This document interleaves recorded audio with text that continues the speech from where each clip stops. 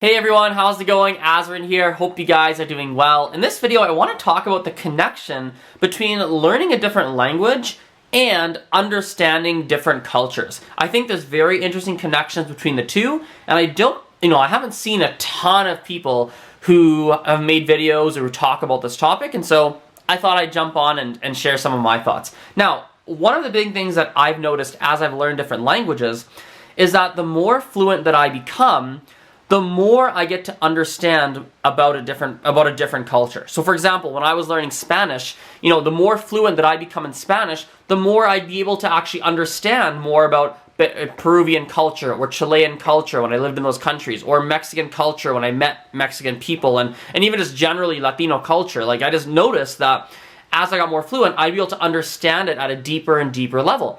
And it got me thinking, like, I wonder why that is. And I've thought about it, and I think I figured out some of the main reasons. First and foremost, I think that when you can speak in, let's say, Spanish to someone whose first language is Spanish, they don't have to think about what they're going to say. If they're speaking English, for example, or another language, they have to really think about, okay, I want to say this in Spanish. How can I get the same message across in English? And because there's that thought process going on, they might not be able to say exactly what they're meaning to say. They might want to say something to the effect of, wow, I was really pissed off when blah blah blah blah happened, but they don't know the vocabulary in English for I was pissed off, and so they end up saying something like, yeah, I was a little bit angry, or I was very angry, and it's not quite the same feeling. And so because when you speak to the other person in, let's say, English instead of their first language, they are, quote unquote forced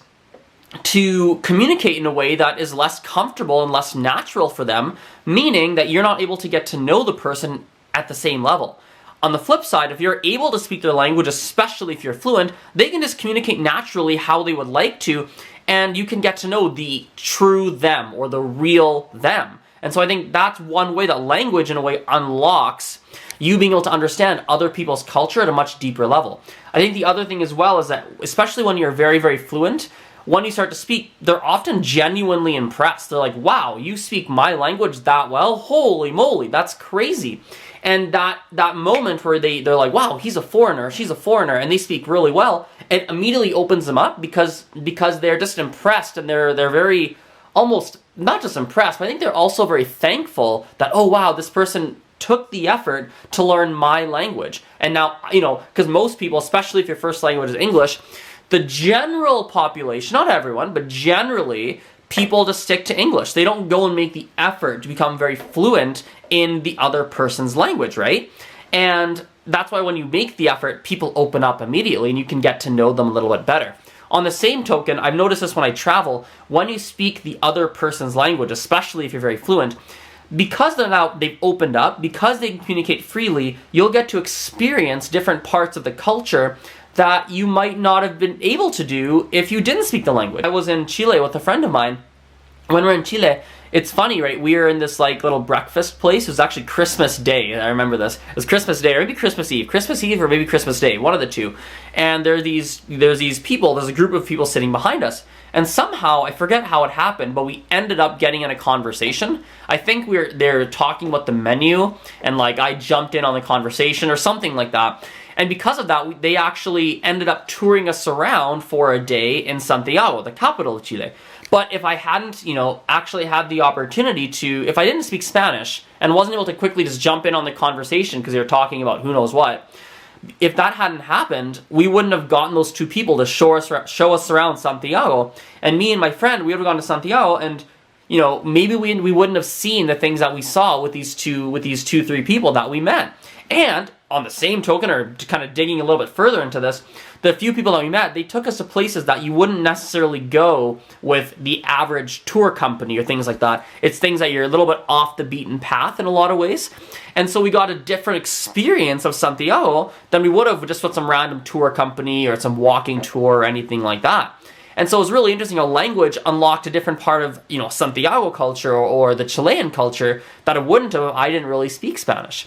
And it just goes on and on and on. I think language, undeniably, in my opinion anyway, really does, I like this term, unlock a lot of the culture pieces, and I think the better you are in the language, especially accent too. I think accent really plays an interesting role in this as well.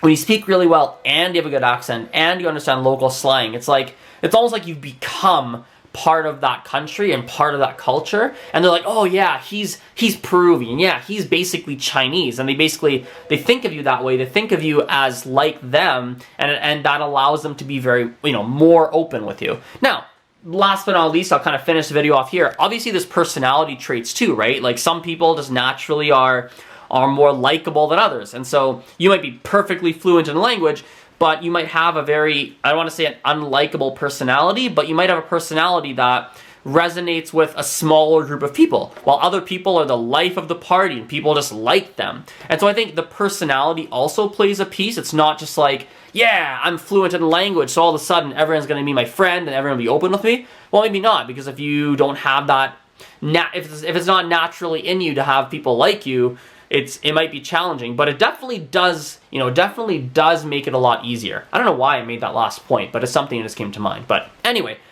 that's everything for today. Hope you liked the video, and yeah, talk to you guys later. Bye for now.